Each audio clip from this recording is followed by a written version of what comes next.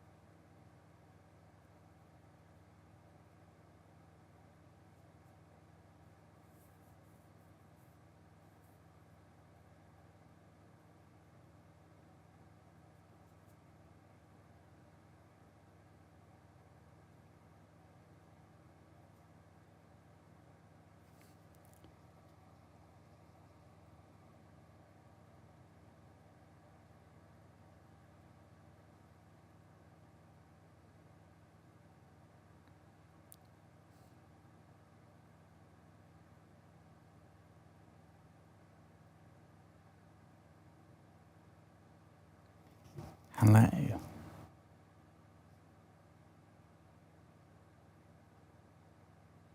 think we might actually be there.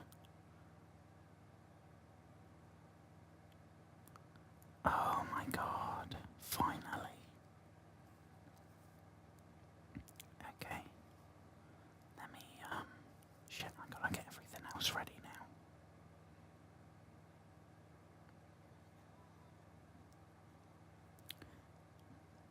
Bear with I don't want to touch anything because it's working. Right, I need my lights on. I'm getting something comfy as well.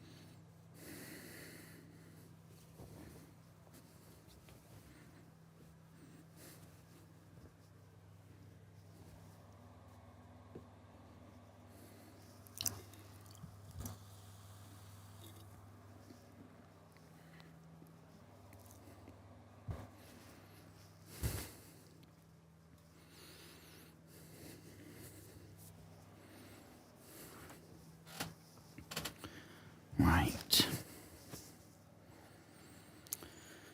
In cozies.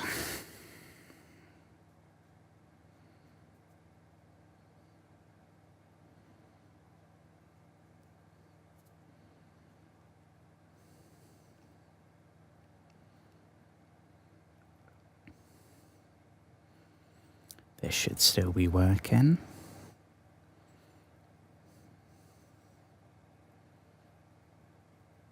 He says.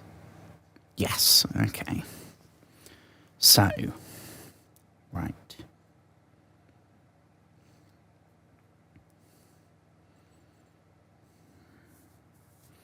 Now I can go here and I can swap the overlay.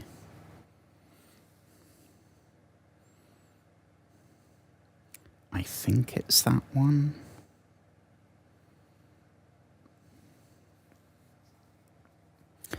We will see. Hopefully. Okay. Testing. Hello. Yes, okay. Bloody hell, at last.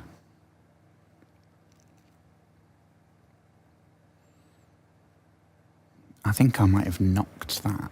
Oh, for goodness sake. It's always something, I swear to Jesus. Right, I'm just gonna start. Hello, friends. Good evening. I hope everyone's had a good day. Hope everyone's had a good Saturday. We are back here in Outlast 2. It's been a while. It's been, what, like a week? Smidge more, maybe?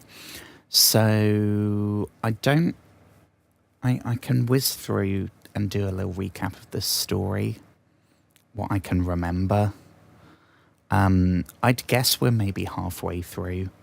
This is my first playthrough, so advice is more than welcome. Spoilers, I mean, if there's a huge twist at the end, please don't be a dick.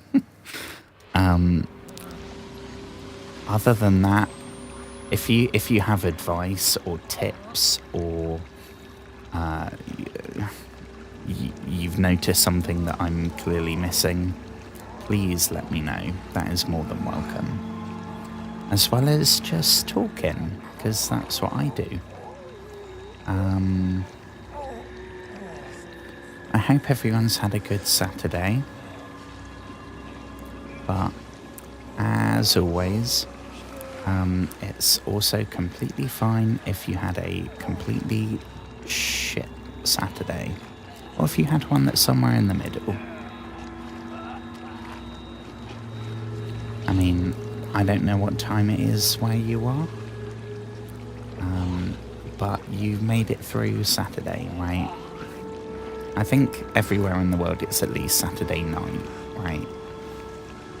So, one more day to go and then that's another week we've all survived. So, what's going on here? The story in this is a lot more convoluted than Outlast 1. There's, from what I remember, we're not using the battery, so I think I'm good to we'll leave it here. The story so far, we are a dude called Blake Langerman, I think, who is a cameraman. Our wife is, what's her name? Lindsay, something along those lines. She is the on-camera reporter. So we're like a husband and wife news super team. And this girl was found missing. Not missing. This girl was found wandering in the middle of nowhere. And no one knows who she is. So she was just called Jane Doe. So we went to go investigate that, and we rocked up in a helicopter, and some bizarre apocalyptic white light crashed the helicopter, and we crash landed in the middle of the mountains or something, in America. I think. I'm pretty sure it's in America somewhere. I don't know enough about American geography to know. I don't think they said specifically. But there's this really gigantic, super fat dude called Papa Noth, that has this kind of cult. So the main place this is all set is this one kind of, I don't know if it's an offensive term, like a redneck village, right, in the middle of nowhere.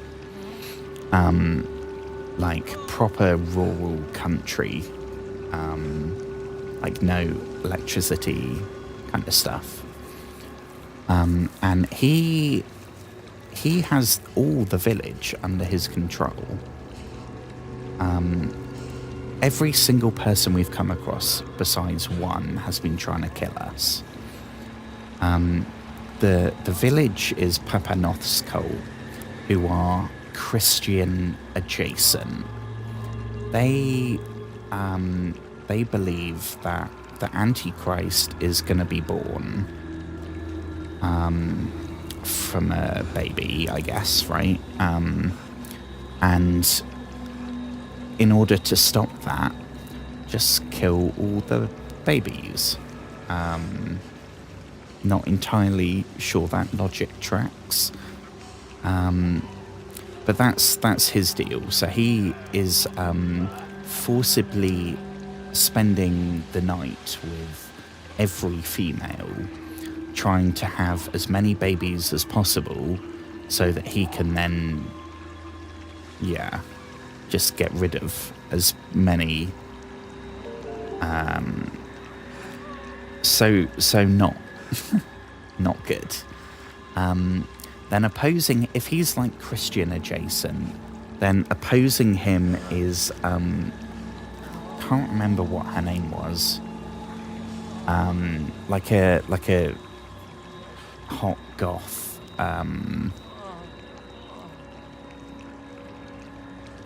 gender fluid person, whose name I can't remember. And they are like the Satan equivalent, so they're trying to make sure that Antichrist is born, which in effect means they're trying to stop Papanoth. So I thought, oh shit, we're gonna ally with them. No, they also just all want to kill us. But we came across this chap who I think his name might have been Lewis, it might have been Frank. I think those two aren't even remotely similar, so God knows what it could be. But he's the one person that hasn't just been trying to kill us. And it turns out we hid in his like little home, his shack. And it turns out he is the father of Jane Doe. And his like rebellious activity was trying to smuggle her into the outside world so that maybe somehow that could bring some attention on what was going on, which I guess worked because me and my wife turned up here in our helicopter that I don't know how we could afford. And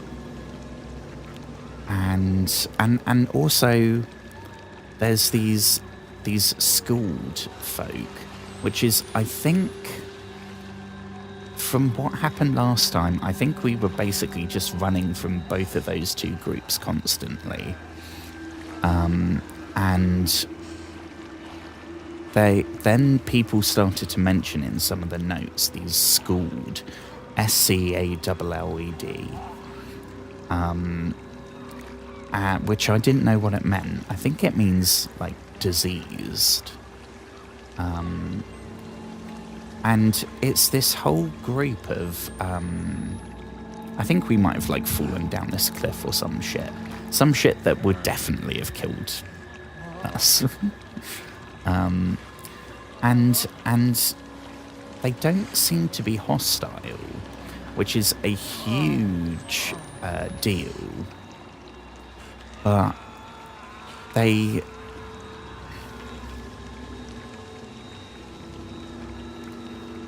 look a bit I don't know. I don't know if people generally know what schooled means, because I definitely don't. They all seem to have like some kind of plague or something. I should mention as well, there's some creepy shit going on with this girl that me and my wife knew when we were at school, who I think it's happened 3 times. We've had this like lucid dream thing where we're in this school with the lockers and the corridors and the really bright lights and everything, so you can tell it's like a hallucination. And there's this girl that's, I think it's like the ghost of a girl that's haunting us. And it's getting very, very creepy. I don't think they've actually said what's happened yet. I might have missed it, or I might have forgotten. But I don't think wherever it's going it's gonna be... Oh, she died on a bouncy castle. She had too much candy floss, and she died of a gigantic sugar rush. I somehow don't think that would lead to a haunting. Oh, oh my goodness gracious me. What? What was that for? You need to have some bread if you're throwing up. That always works when I've had, like, way too much vodka. Just some plain old bread. Trust me. Jesus Christ. Jesus Christ.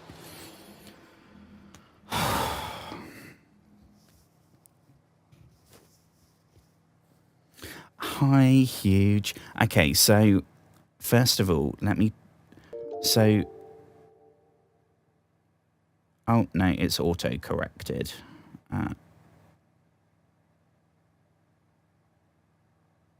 Okay, so hi, first of all. Hope you're doing well.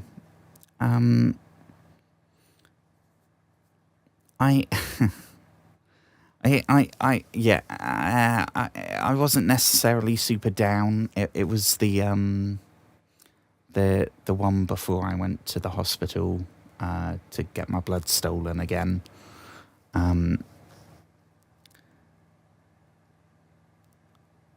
Honestly, I kind of waffle on TikTok. I don't really know what I'm doing, so I don't treat it super seriously. But yeah, and schooled. Schooled is like pwned, right? That's where when I was at school it was pwned, like PWND or some shit. But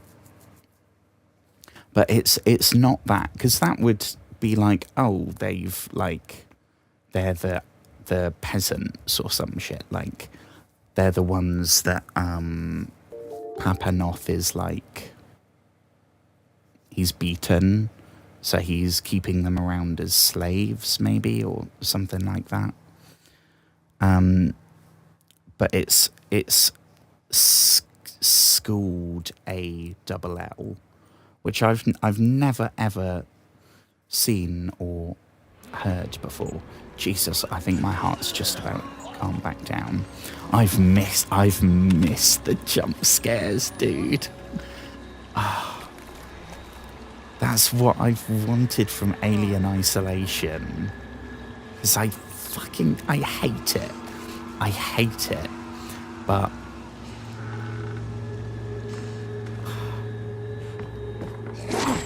oh, jeez.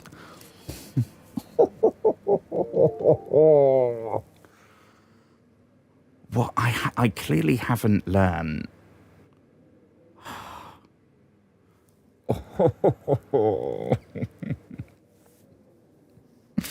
Okay.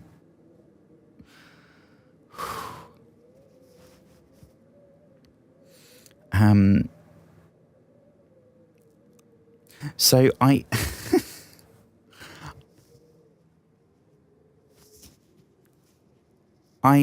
have it, oh, Jesus. I have my headset quite loud. Not like deafening. But I do have it. Can I get the,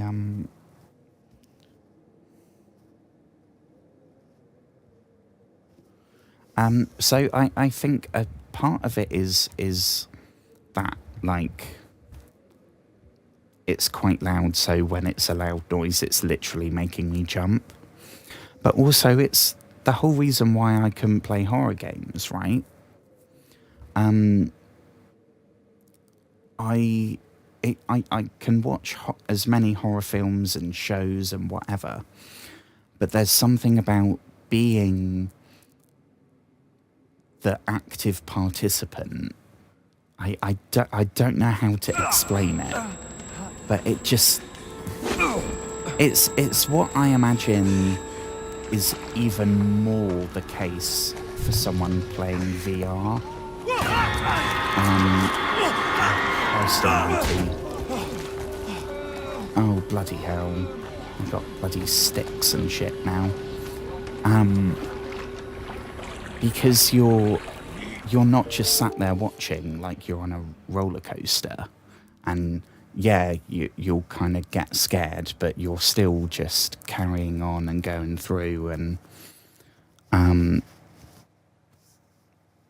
yeah, I don't know. I think that's probably the main thing. And I guess, like, some people would then... Because you can't always count on a jump scare, right? Hang on.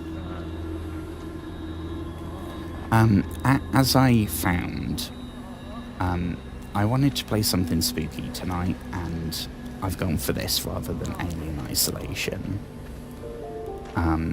Because it's been, in terms of jump scares and actual, like, moments that make me scared, it's been really disappointing so far. Especially now that's what I'm actually, like, looking for.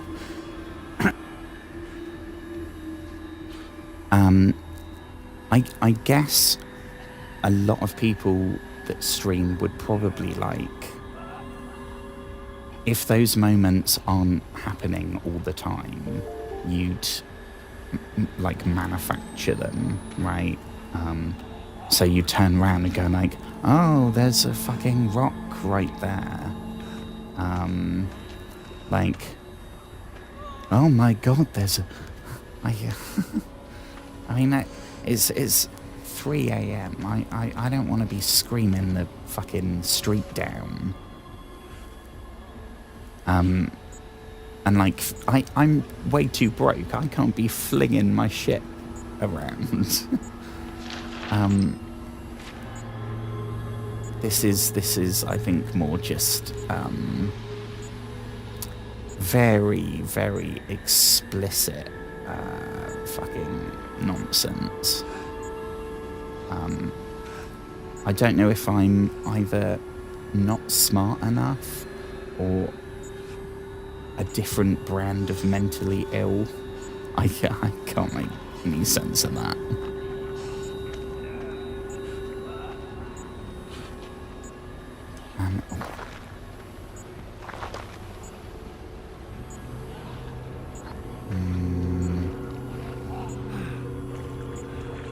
Oh shit. How do we no, we don't want the microphone mode. How do we... Yeah, that's the zoom. Shit, how do we... You have no back... Oh, bloody hell.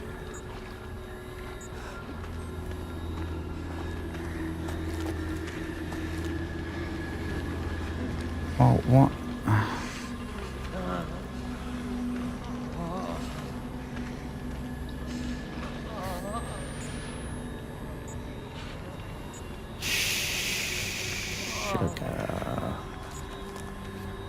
I've been taking my time too much, and now I'm running out of... I don't even know if this is the right vague direction. Is this where we just came from? He doesn't... I mean, you haven't seen any batteries, have you? Probably not. Fucking, this way? Can we hop up there? I'm so turned around. And it doesn't help that I can see, like, a foot in front of me. I think we might have to do the old...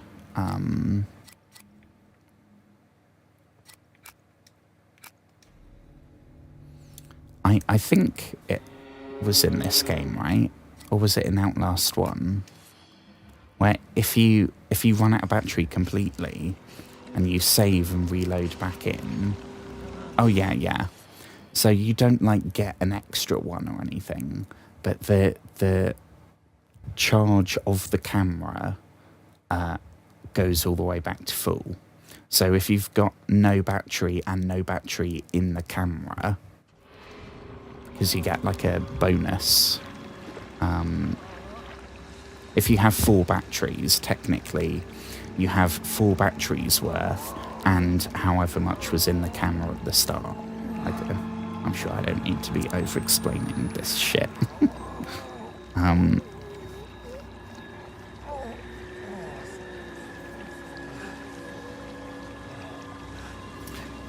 I've really, really, really liked Red Dead so far. I've been expecting... Oh, Jesus Christ. Sorry, lady. I've been expecting to get kind of burnt out with it. Because I'm... What? 100 hours into it? And I've got basically that amount of time in... I've done the first third of The Witcher 3 different times. And I've always then got burnt out and dropped it completely. So I've kind of been expecting that to happen. But so far it hasn't. I don't know. I'm liking it a lot, which helps. Oh, it's the bloody... Oh, it's her again. Fucking... Oh. Yeah, bloody... Oh. Bread, didn't you hear me? That's all you gotta do. Which means there's gonna be this second... There was some dude grabs my leg, right? I want to say when we leave this, when we turn around here, maybe. That's just the waffling. Fucking, oh. Come on then, it's going to be here, isn't it? Fuck. Fucking, oh, Jesus. It's almost worse because I know it's coming. Is it when we come out? Fuck, where was it? There was definitely a second one, right? Is it maybe when we go in the house? Yeah, fuck. Alright, he's round here, isn't he? Oh, for goodness sake. Come on then, you little fucker. Come on. Oh, they're all kind of quaky. Yeah, no, I think I had to crawl under here. I can't, no, maybe not. Conjuring, okay. I haven't seen, if that's the one that's, like, came out a couple of months. I have so many films from this year that I haven't, gotten around to getting yet. Like, oh my god, there's so many. Mickey 17, Nobody 2, Superman, Thunderbolts, the last Mission Impossible. Oh, Jesus. Sinners, Final Destination, blah, blah, Bloodlines, Nobody 2, can't remember if I said that, Sonic 3, I've got them all open in a tab somewhere. Loads and loads and loads. Hang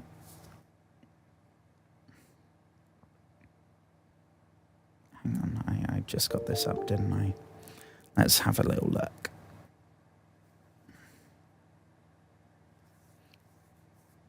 I mean, the first thing that comes up, Conjuring Last Rites, what a disappointment. And then the first video that comes up, The Conjuring Last Rites is a failed finale. Oof. Well, that is... I didn't know it's a... Have they finally ended them then? Or does that just mean they're now going to be doing only prequels and...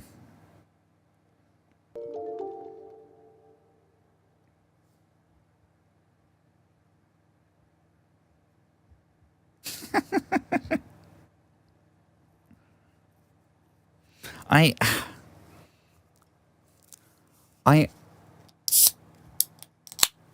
hang on.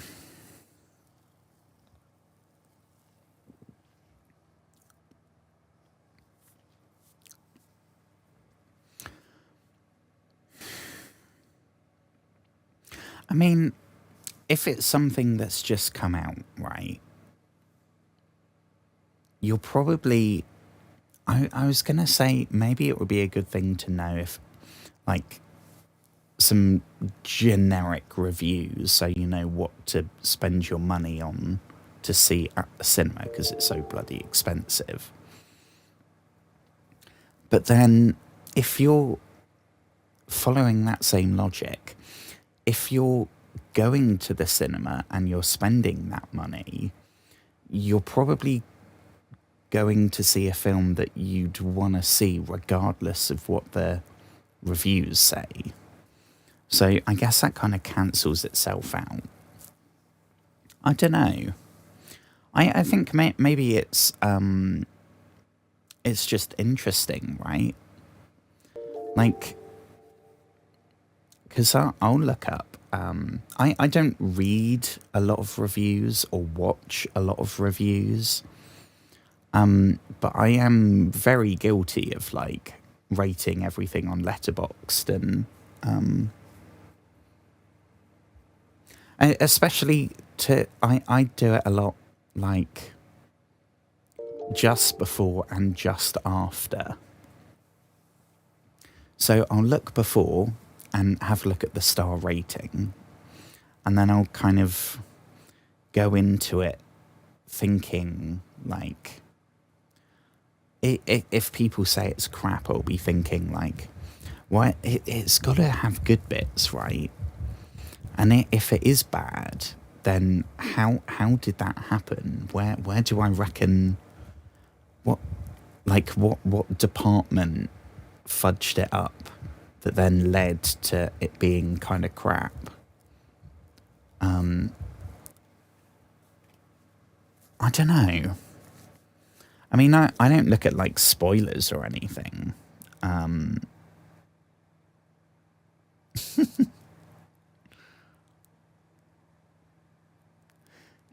Yeah. So I definitely, a lot of films that I love are rated really, really bad. And I think especially with something like comedy, everyone's sense of humour is different, right? So there probably isn't ever going to be a film that is funny at all times to all people, like, of all